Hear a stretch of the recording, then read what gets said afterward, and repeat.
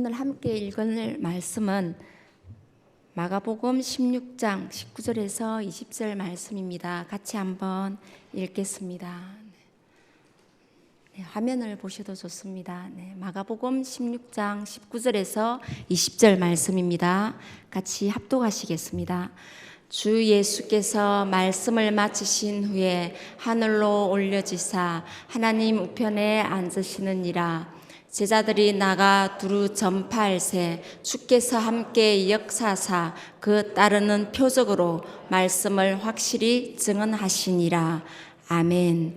한 주간 여름 사역을 위한 특별 새벽기도에 잘 달려오셨습니다. 승리하셨습니다. 오늘은 불금입니다. 우리는 오늘 새벽부터 불금인 것입니다. 여러분 혹시 청개구리 이야기 아시지요? 엄마가 청개구리에게 청개구리야 공부해라 하면 놀고, 놀아라 하면 공부하는 것이 아니라 더 놀고, 산으로 가라 하면 강으로 가고, 강으로 가라 하면 산으로 가고. 이제 엄마 청개구리가 죽을 때가 다 되었어요. 되게 심각하게 고민이 된 것입니다. 그래서 개구리를 불러놓고 아들아, 내가 마지막 부탁인데 나를 강가에 묻어다오. 그렇게 하고 깨꼬닥 죽은 것입니다.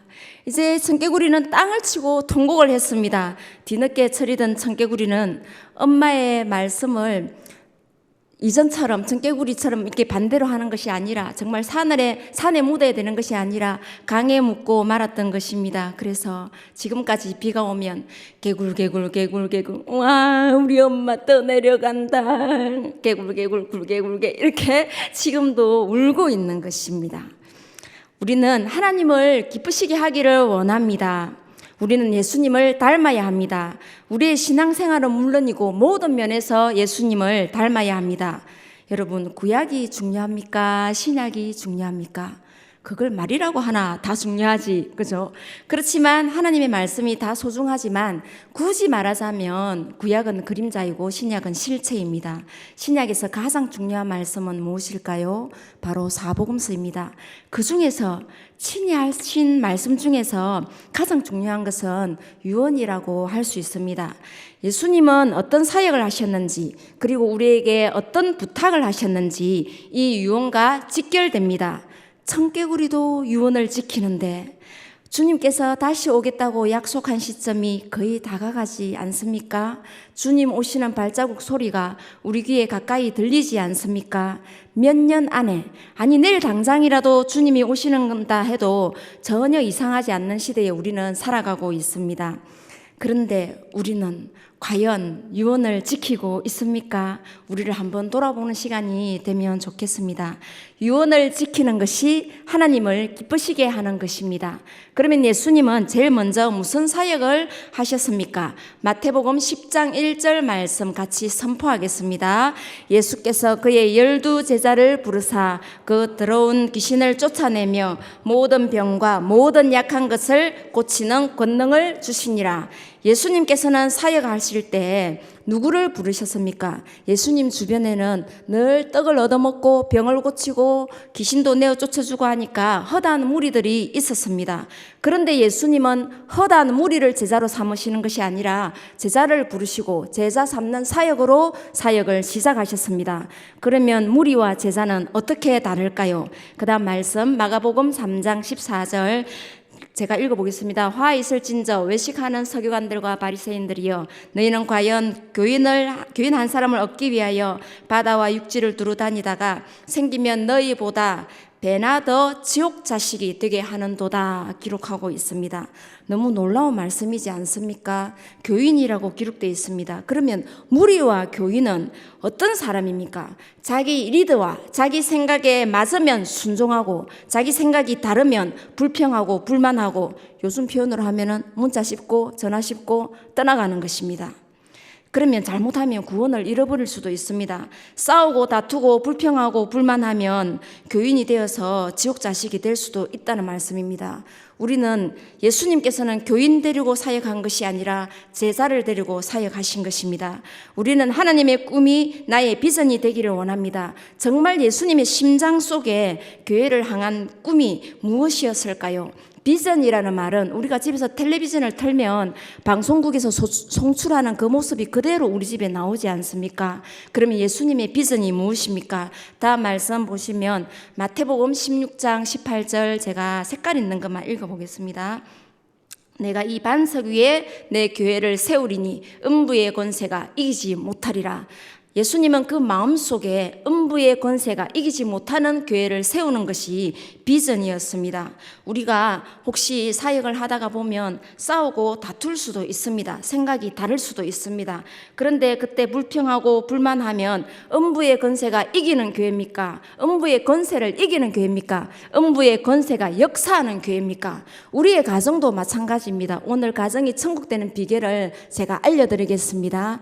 아내가 한마디 할 때 남편이 아무 말 안 하면 가정이 천국이 됩니다.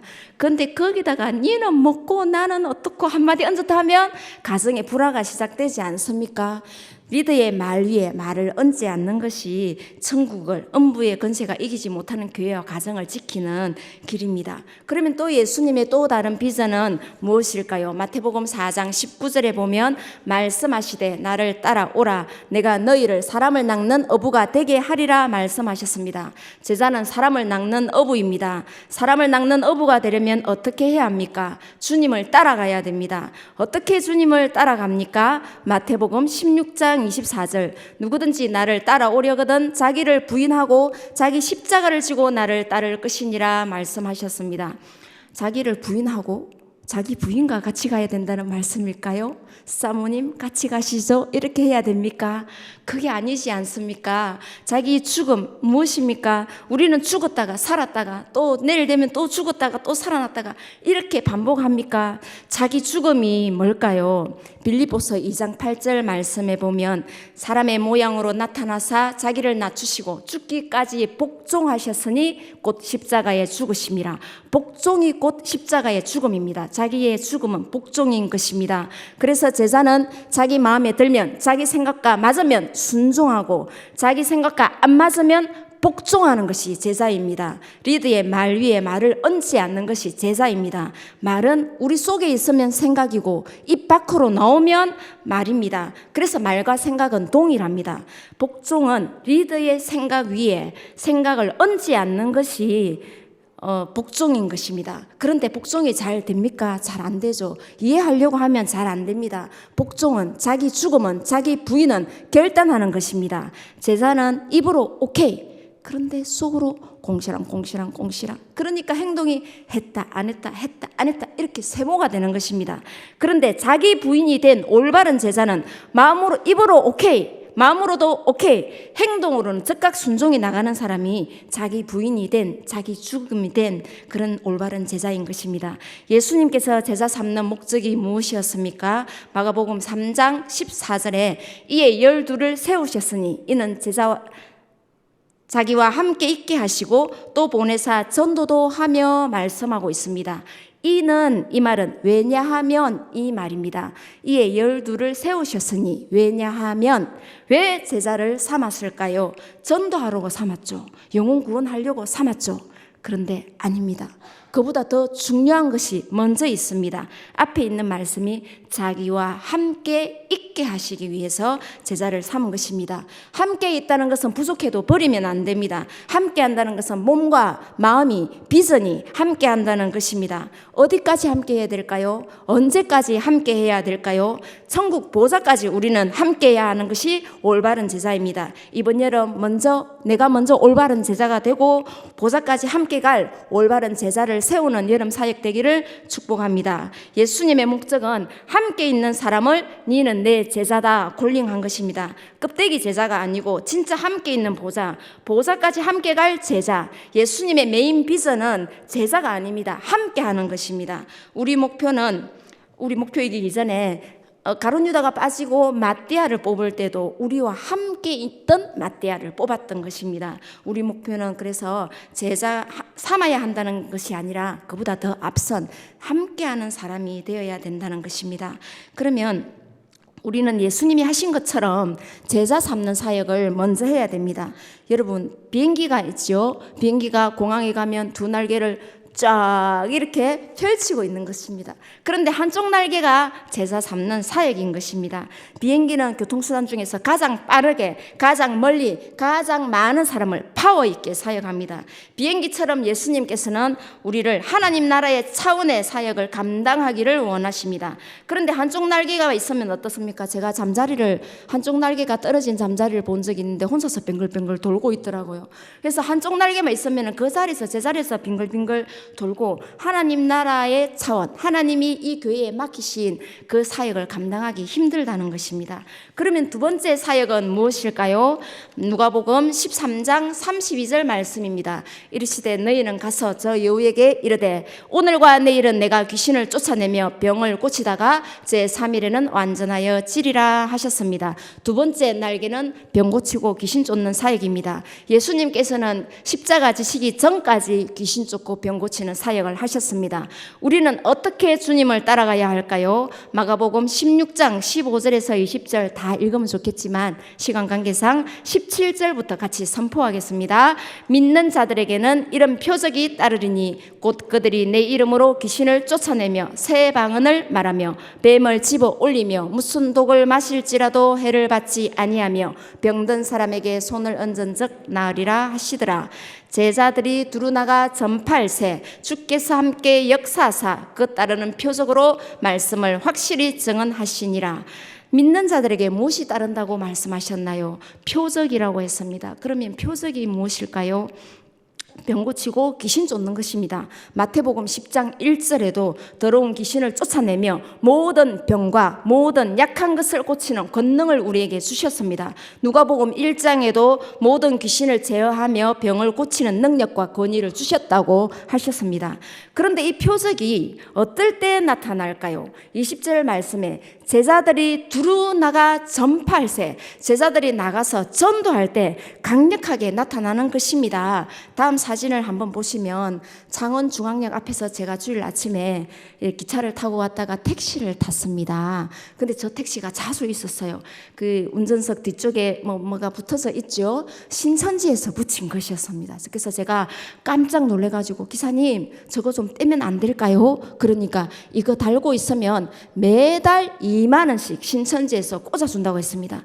그래서 제가 아니요 그거 떼면 제가 2만 원씩 드릴게요. 그렇게 했는데 제가 잘못 말한 것이었습니다. 3만 원을 드린다고 해야 되는데 2만 원을 드린다고 하니까 꼼짝도 안 하는 것이었습니다. 그런데 기사님이 손사래를 치면서 그렇게 해도 소용없다는 표정으로 뒤를 돌아보시더라고요. 그러면 사실은 말씀이 이런 택시가 창원에 300대가 있답니다. 그래서 매달 작년 8월인가부터 이걸 시작했다고 합니다. 그래서 매달 2만 원씩 통장으로 똑같은 날짜에 자동이체를 해준답니다. 그러면서 그게 다가 아니라 금요일 10시 정도에 그 창원중앙역에 그 기차를 이용하는 사람이 제일 많다 그래요. 그 시간대에. 그때 신천지에서 떡도 하고 음료수도 가지고 잔치집처럼 음식을 해가지고 와서 전도도 하고 거기서 잔치를 벌인대요. 그런데 그 다음 저 뒤에 자세히 보면 오른쪽에 볼펜도 꽂아놓고요. 옆에는 사탕도 있고요. 전도지도 있고 맨 위에 목사님들 진짜인지 가짜인지 우리가 확인 안 해봐서 모르겠지만 실명도 없지만 무슨 교 장로교 누구누구 목사님, 감리교 무슨 목사님, 침례교 땡땡땡 목사님 이렇게 해가지고 그 고백들을 적어놓은 거더라고요. 밑에는 전도지도 있습니다. 가짜들도 이렇게 판을 치는데 우리에게 하나님께서는 전도할 수 있는 강력한 무기를 주셨습니다. 우리는 이 강력한 무기를 녹슬게 해서는 안 됩니다. 두 번째 날개, 귀신 쫓고 병 고치는 날개가 펴집니다. 그러면 공항에 가면 이렇게 두 날개를 쫙 펴고 가만히 있으면 비행기가 슉 날아갑니까? 아니지요. 날개 밑에 엔진이 있습니다. 엔진을 작동시켜야 됩니다. 불을 붙여야 됩니다. 날개가 날아가려면 불을 끄면 안 되는 것입니다. 말씀과 기도가 똑같이 두 개 다 같이 가야 되는 것입니다. 그 다음 누가복음 24장 49절 말씀을 보면 제가 시간 관계상 빨간 글씨만 읽겠습니다. 위로부터 능력으로 입혀질 때까지 이 성에 머물라 하시니라. 우리는 언제까지 이 성에 머물러야 됩니까? 위로부터 능력이 입혀질 때까지 기다려야 되는 것입니다. 네 능력으로 안 된다. 성령의 능력으로 가능하다. 기도해라 하는 말씀입니다. 머물러서 우리는 기도해야 됩니다. 넘치도록 기도해야 됩니다. 예수님께서도 제자들을 택하시기 전에 밤이 새도록 기도하셨다고 기록되어 있습니다.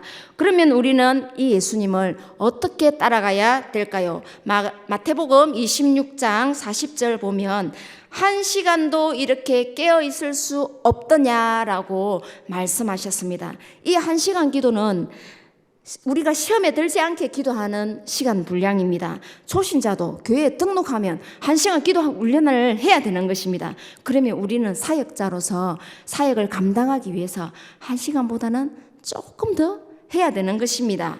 그래서 우리가 예수님께서 변화산에 올라가실 때 베드로와 야고보와 요한을 데리고 올라가셨습니다. 9명의 제자는 밑에 두고 올라갔는데 그때 말 못하고 벙어리 된 귀신 들린 아이를 한 명 데려왔습니다. 귀신이 어디서든지 이 아이를 잡으면 끄꾸러뜨리고 거품도 흘리게 하고 이를 갈며 파리하게 하는 것입니다. 그래서 제자들에게 쫓아달라고 했는데 제자들이 하지 못하였더라 되어 있습니다. 못 쫓고 떡을 치고 있었던 것입니다. 찰떡, 콩떡, 깨떡, 쑥떡, 또 뭐 있습니까? 인절미, 빈대떡, 떡을 쳐도 이 귀신이 안 나가는 것입니다. 그래서 예수님이 사역하시고 마가복음 9장 28절, 29절 말씀 보시면 집에 들어가심에 제자들이 조용히 묻자오되 우리는 어찌하여 능히 그 귀신을 쫓아내지 못하였나이까? 이르시되 기도 외에는 예전 성경에는 기도와 금식 외에는 이렇게 되어 있습니다. 다른 곳으로는 이런 종류가 나갈 수 없느니라 하시니라. 왜 조용히 물었을까요? 쪽팔렸습니다. 창피해서 조용히 물었겠죠. 기도 외에는 안 됩니다. 엔진에 불이 꺼지면 안 됩니다. 다른 것들은 다 잘라내야 됩니다. 기도하면 표적이 강력하게 나타납니다. 밥 먹고 할 것 없으면 유튜브 보지 마시고 기도하면 됩니다. 우리 이 아침이지만 경상도 버전으로 옆 사람과 인사 한번 해볼까요? 니도 되고 나도 된다. 해볼까요? 니도 되고 나도 된다. 해보자. 신천지가 이래 판을 치는데 해보자. 네. 제자 삼으려면 표적이 일어나야 됩니다. 표적이 나타나려면 기도밖에 없는 것입니다. 치유가 나타나려면 기도밖에 없습니다. 그러면 우리는 여기에 목숨을 걸어야 됩니다. 한 번밖에 안 사는 인생인데 한번 제대로 해봐야 되지 않겠습니까? 비행기 꼬리는 2개가 있습니다. 요한복음 21장 15절 17절 내 어린 양을 먹이라. 내 양을 치라. 내 양을 먹이라 라고 말씀하셨습니다. 먹이는 사역이 뭡니까? 무엇을 먹여야 할까요? 하나님의 말씀을 먹여야 되는 것입니다. 어린 아이에게는 진짜 좋은 우유를 먹입니다. 우리 선생님들도 얼마나 아이들에게 일주일에 한 번 주는 간식이지만 얼마나 좋은 걸 주고 싶어서 쿠팡을 열심히 뒤지는지 모릅니다. 우리 엄마들도 마찬가지 아니겠습니까? 내 양을 치라는 건 뭡니까? 막대기를 가지고 양들을 때려잡아야 됩니까? 그래서 양꼬치도 해먹고 불고기도 해먹어야 됩니까? 아니지요. 양을 치라 뜻은 take care of, 돌보다라는 뜻입니다. 무엇을 어떻게 돌봐야 될까요? 마귀 생각을 빼내야 되는 것입니다. 요한복음 13장 2절에 가룟 유다에게 예수를 팔려는 생각을 넣었더라라고 말씀했습니다. 우리가 가지고 있는 생각을 우리는 착각하고 있습니다. 우리의 생각이라고 착각하고 있는 거예요. 그런데 사람이 태어날 때는 아무도 생각을 가지고 안 태어납니다. 백지 상태로 태어납니다. 그런데 자라면서 부모님의 생각, 말을 들으면서 그리고 학교에 가면은 학교 선생님들의 말을 들으면서 대학에 가면은 또 교수님의 생각을 들으면서 친구들의 생각을 들으면서 그리고 책을 읽으면 그 책 저자의 생각이 우리 생각인 것처럼 마치 우리가 그걸 꽉 잡고 있는 것입니다. 그렇지만 또 요즘에는 유튜브도 많은 스승을 두고 있지 않습니까? 우리 목사님 설교 한 번이면 우리는 충분하지 않습니까? 그런데 이 교회 저 교회 막 들어가지 않습니까? 여러분, 우리의 생각은 우리 생각이 아닌 것입니다. 이 생각 속에 마귀가 생각을 집어넣을 때 우리는 그 마귀 생각을 빼내주는 게 우리 양을 치는 것입니다. 그래서 물이 가득 있다며 여기에 잉크 한 방울을 넣었다고 생각해 보십시오. 그럼 물이 오염되겠죠. 이 물을 깨끗하게 하는 방법은 유일하게 한 가지밖에 없습니다. 계속 맑은 물을 계속 깨끗해질 때까지 넣어주는 것밖에는 없습니다. 순수한 하나님의 말씀을 계속 공급해 줘야 된다는 것입니다. 요한복음 1장 12절에 보면 영접하는 자 곧 그 이름을 믿는 자들에게는 하나님의 자녀가 되는 권세를 주셨으니라고 말씀하셨습니다. 그런데 우리는 자녀에서 멈추면 안 됩니다. 로마서 8장 17절 말씀 같이 선포하시겠습니다. 자녀이면 또한 상속자 곧 하나님의 상속자요 그리스도와 함께한 상속자니 우리가 그와 함께 영광을 받기 위하여 상속자니까지만 제가 시간 관계상 썼네요. 그래서 자녀로서 사는 사람도 있고 상속자로 사는 사람도 있습니다. 상속은 유업을 물려받는 것을 상속이라고 합니다. 그러면 우리는 무엇을 상속받을까요? 골로새서 1장 13절에 보면 그가 우리를 흑암의 권세에서 건져내사 그의 사랑의 아들의 나라로 옮기셨으니 라고 말씀합니다. 하나님의 아들의 나라, 예수의 나라입니다. 우리 나라입니다. 우리가 하나님의 아들의 나라, 천국을 상속받을 자입니다. 자녀는 천국에 들어가지만 아들은 천국을 상속받는 자입니다. 또 한 가지 상속받을 것이 있습니다. 그것은 바로 보좌입니다. 조선시대에 왕자들이 많이 있습니다. 근데 그 중에 다 왕이 되는 것이 아니라 세자로 책봉된 한 사람만이 왕이 되는 것입니다. 보좌도 줍니다. 마태복음 19장 28절 말씀 보면 세상이 새롭게 되어 인자가 자기의 영광의 보좌에 앉을 때 나를 따르는 너희도 12보좌에 앉아 이스라엘 12지파를 심판하리라 말씀하셨습니다. 왕이 되면 보좌에 앉습니다. 이 보좌를 통하여 우리는 통치하고 다스리는 상속자가 되는 것입니다. 나를 따라오라. 내가 사람을 낚는 어부가 되게 하리라. 그냥 예수 믿고 천국 들어가는 것만이 아닙니다. 영원히 성 밖에 있을 수도 있습니다. 영원히 사는 것입니다. 보좌도 영원하고 성밖도 영원합니다. 상속자가 되어서 보좌에 앉기를 축원합니다. 계시록 3장 21절 말씀 보시면 어떤 자가 그러면 보좌에 앉을 수 있습니까? 이기는 그에게 내가 내 보좌에 함께 앉게 하여 주기를 내가 이기고 아버지 보좌에 함께 앉은 것 같이 하리라 말씀하고 있습니다. 예수님 믿고 천국만 들어가실래요? 아니면 보좌에 앉으실래요? 그런데 이기는 자에게 보좌에 앉혀준다라고 말씀했습니다. 보좌에 앉으려면 면류관도 덮어 써야 됩니다. 데살로니가 전서 2장 19절에 우리의 소망이나 기쁨이나 자랑의 면류관이 무엇이냐? 그가 강림하실 때 우리 주 예수 앞에 너희가 아니냐? 면류관이 너희라고 말씀했습니다. 너희가 누구일까요? 제자입니다. 그래서 우리는 제자를 세워야 됩니다. 제자 삼는데 미쳐야 됩니다. 야, 이제 내가 알았다. 이거 큰일 났구나. 예수님이 먼저 제자 삼은 이유가 있구나 깨달아지는 이 시간이 되기를 바랍니다. 보좌에 앉으려면 면류관을 써야 되고 이 면류관은 제자인 것입니다. 면류관을 쓰고 보좌에 앉히려고 우리를 제자 삼으라고 하신 것입니다. 제일 먼저 제자가 있어야 되는 것입니다. 보좌에 앉자. 제발 좀 보좌에 앉자. 예수님의 마음이 느껴지지 않습니까?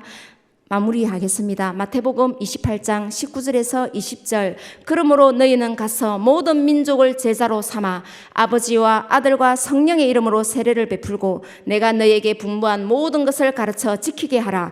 볼지어다 내가 세상 끝날까지 너희와 항상 함께 있으리라 하시니라. 그러므로라는 말은 그 앞에 마태복음 28장 1절에서 18절 말을 결론적으로 말하면 이 말입니다. 말씀을 들을 때에 말씀이 영으로 들어오지 않으면 지식으로 머리로 들어왔다가 사라지고 기억도 안 납니다. 그런데 어떤 말씀이 내 영으로 들어오면 기억도 나고 잊혀지지도 않고 행동으로 나가게 되는 것입니다. 어떻게 할 때 주께서 함께 하신다고 했습니까? 제자를 삼을 때 가능합니다. 그래서 우리에게 제자를 삼으라고 예수님께서는 명령하셨습니다. 면류관 쓰고 보좌에 앉히려고 여기에 우리는 이 제자에 우리는 목숨을 걸어야 하는 것입니다. 그런데 제자가 잘 삼아지지를 않는 거죠. 그렇지만 다니엘 12장 3절 말씀에 보면 많은 사람들을 옳은 대로 돌아오게 한 자는 하늘의 별과 같이 빛나게 할 것이라고 말씀했습니다. 고린도전서 15장 41절에 사도 바울은 해의 영광이 다르고 달의 영광이 다르고 별의 영광도 다른데 별과 별의 영광도 다르다라고 했습니다. 그런데 이 제자가 안 삼아지는 것입니다. 자, 우리 의자를 이제 하나 준비했습니다. 시간이 조금 지체되지만 한 1년에 한 번 하니까 이게 시간 조절이 좀 잘 안 됩니다. 네. 아니 선생님 여기 서셔야 돼요. 여기 서셔야 돼요. 네. 이 의자에 올라갈 수 있을까요? 네. 올라가시면 좋겠습니다. 네. 우리 유치부의 유일하신 멋진 미남 선생님이십니다. 네, 혼자서 거뜬히 설 수가 있죠. 그런데 여기에 한 분, 두 분 더 오시면 좋겠습니다. 네. 오늘 예쁜 옷을 입고 특송을 잘해주신 선생님들 두 분만 더 오시면 좋겠습니다. 과연 이 조그마한 의자에 몇 명이 설 수 있을까요? 네, 올라가 보겠습니다.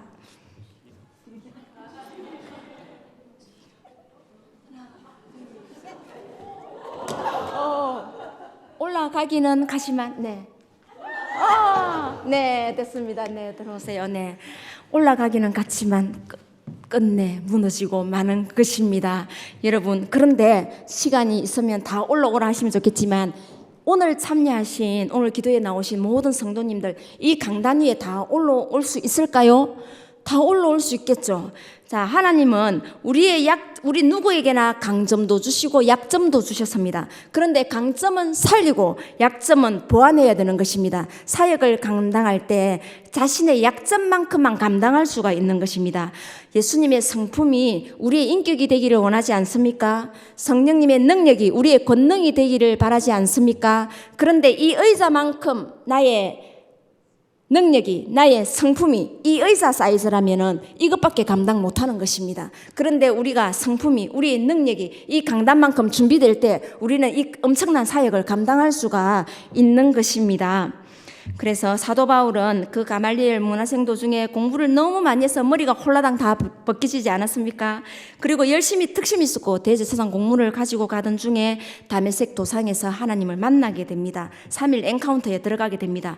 그러고는 복음을 전하는 거죠. 결혼도 안 하고 집도 없고 새방에 살면서 감옥에서 잠을 자기도 하면서 감당하게 되는 것입니다. 여러분, 이 말씀을 들으니까 막 마음이 미어 터지지 않습니까? 밥만 먹고 살면 됩니다. 더 욕심 안 내도 됩니다. 더 좋은 집에 안 살아도 우리는 천국 가면 하나님께서 우리의 집을 너무나 좋게 준비하고 계십니다. 여러분, 이번 여름 뭘 위해서 살겠습니까? 보좌에 앉읍시다. 예수님을 따라갑시다. 제자를 삼읍시다. 우리 마지막으로 경상도 버전으로 한번 인사해 볼까요? 나는 제자 삼을 낀데 니는 웃잘 끼고 한번 물어봅시다. 네. 나는 제자 삼을 낀데 니는 웃잘 끼고 우리 모두 예수님 계신 천국을 바라보며 하늘의 것을 바라보며 걸어가면 좋겠습니다.